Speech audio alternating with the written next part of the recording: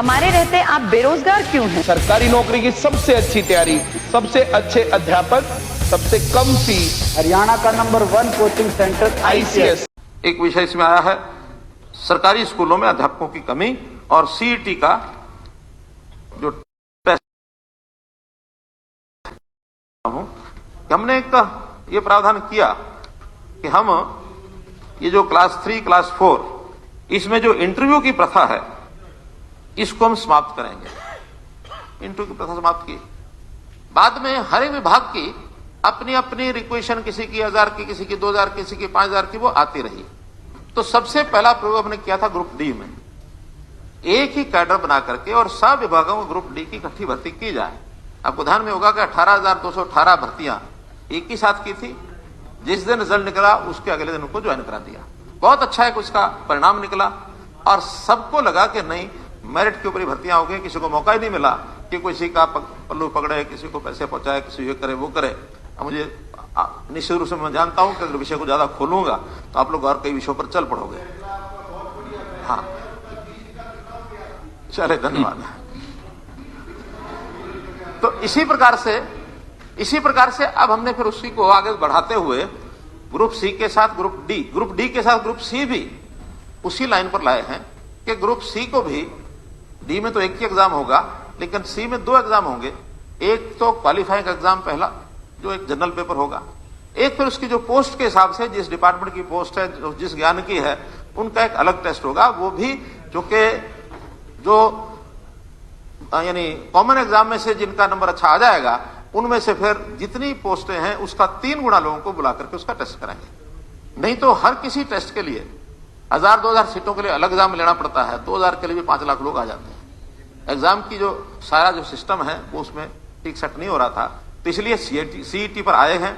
वो CET की जो सिस्टम है वो अब शुरू समझो हो गया है कि हमने उस एजेंसी से भी बात कर ली है, सेंट्रल में national test agency NTA central government की है।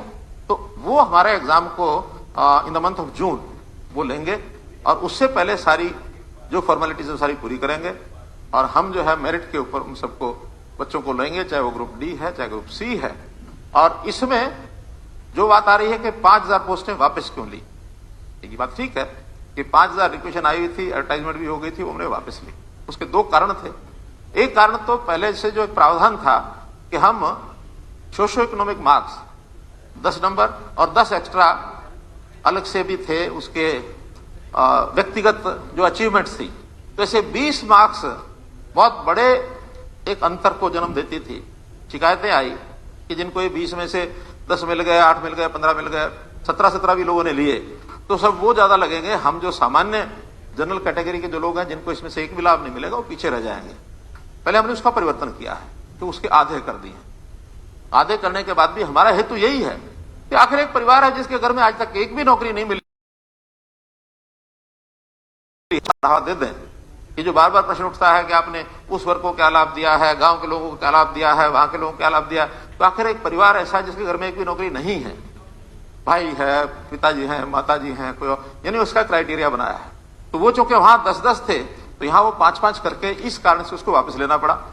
दूसरा, उसमें भी कुछ पोस्टों में इंटरव्यू के समय कुछ पोस्टें निकाली गई थी, क्योंकि जब निकाली जाती है पोस्ट उस समय जो नियम होते हैं तो वही लागू करने पड़ते हैं।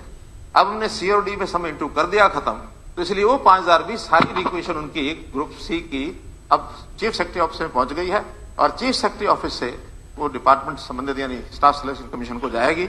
उसका भी एक ही कैडर हो जाएगा, C का और D का। तो ऐसे कुछ परिवर्तन इसलिए किए हैं ताकि हमारे एम्प्लॉइज उनको जो रोज रोज के आने वाली दिखते हैं, कौन सीनियर हो गया, कौन जूनियर हो गया, ये डिपार्टमेंट वाला आगे बढ़ गया, ये डिपार्टमेंट वाला पीछे रह गया, तो कम से कम एक समय भर्ती वाला एक ही कैडर हो जाए। तो ऐसी समस्याओं का हल निकालने की कोशिश कर रहे हैं, इसलिए ये सारा किया है।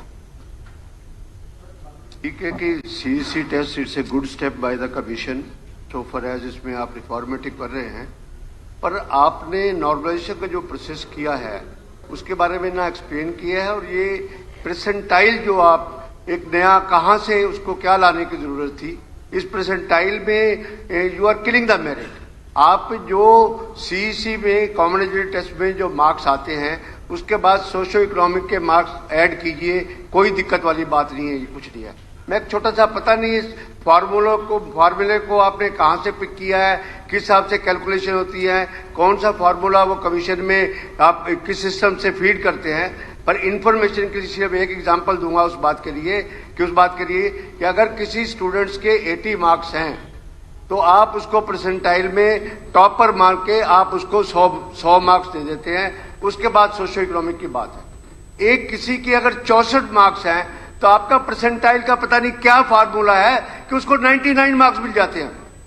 तो जी इसी it is to be clarified, इसकी जरूरत क्या है परसेंटाइल करने की, नॉर्मलाइजेशन की प्रोसीजर क्या, जरूरत क्या है इस बात की। जो बच्चा मेरिटोरियस है, अगर उसके 80 नंबर आते हैं, अगर सोशल इकोनॉमिक में 5 नंबर आते हैं, 7 नंबर आते हैं, ऐड कीजिए, नहीं आते तो उसमें 64 और 80 16 मैं परमिशन लेके बोल रहा हूँ, बात नहीं, ये डिबेट बहुत लंबा हो जाएगा। परमिशन दी, आप जवाब देंगे आपकी बात का। It's a matter regarding the youth, ये स्टेट के यूथ के लिए एक इम्पोर्टेंट मैटर है। जवाब दे रहा हूँ। फिर डिबेट तो बहुत लंबी हो जाएगी इस तरीके से। नहीं, चलिए ये एक अंतिम विषय है। आप बैठो सियाग साहब प्लीज, नहीं ऐसे नहीं। सियाग साहब बैठिए, आप सुझाव लिख के दे देना, आप रिटर्न में दे देना, आप रिटर्न में। ये इंपॉर्टेंट विषय है, इस पर बता दूं, बाकी लिख के दे देना। मैं माननीय बत्रा जी से ये बात बताना चाहूंगा इनको कि जैसे अब बड़ी संख्या में, जैसे मैंने पहले बताया कि पोस्टें कम होती हैं, एग्जाम देने वाले बहुत लोग आ जाते हैं।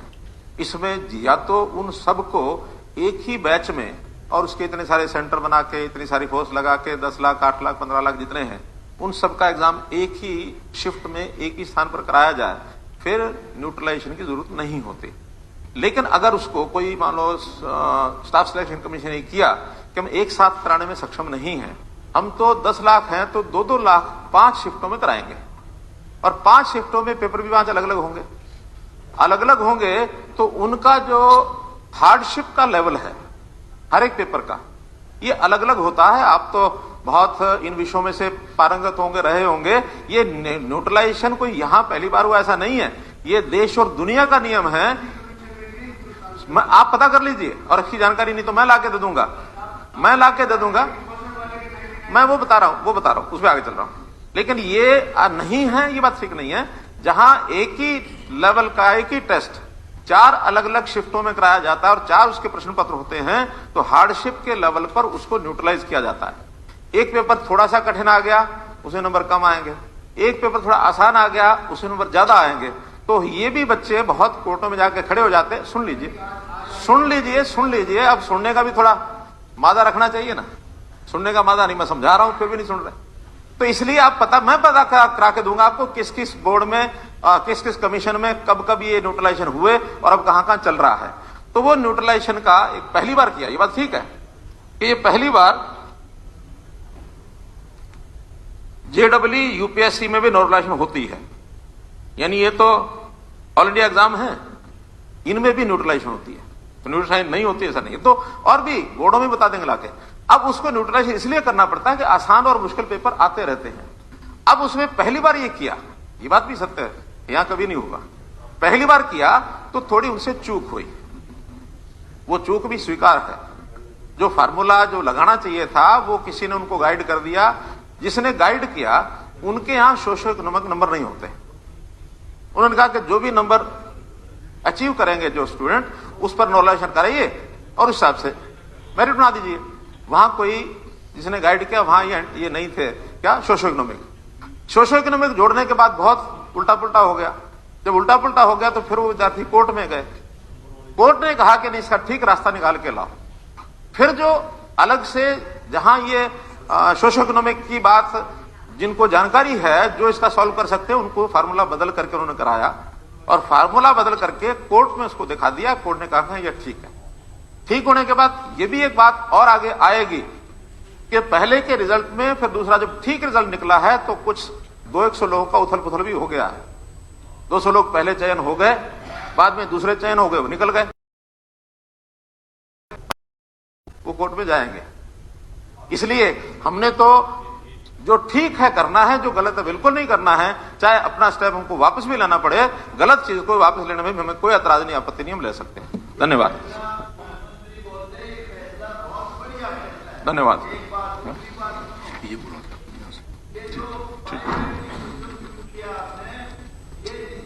भर्ती शुरू करी थी उस दिन करना चाहिए था। ठीक। और अब ठीक है, जो गौतम जी। जितनी पोस्टें बची हुई हैं ज्वाइनिंग से पहले बायोमेट्रिक कराओ। बहुत ठीक है, घपला है, ठीक बेहिसाब है, घपला धन्यवाद है, गौतम बहुत जी। लोग गलत गलत पर्चे दे रहे हैं। और अध्यक्ष महोदय 2 दिन की 3 दिन की चर्चा में माननीय राज्यपाल जी के भाषण पर बहुत से सदस्यों ने अपने सुझाव रखे, अपनी शंकाएं की, कुछ बातें आरोप प्रत्यारोप भी लगे, वो सारी बातें मैं कर चुका हूं। अब मैं इस सारे चर्चा का समापन करते हुए मैं इतनी बात कहूंगा कि जो कुछ सरकार ने किया है वो आपके सामने आया है। जो आपकी शंकाएं हैं उनका निवारण किया है। मेरा प्रस्ताव है कि राज्यपाल महोदय के भाषण पर धन्यवाद प्रस्ताव पारित किया जाए।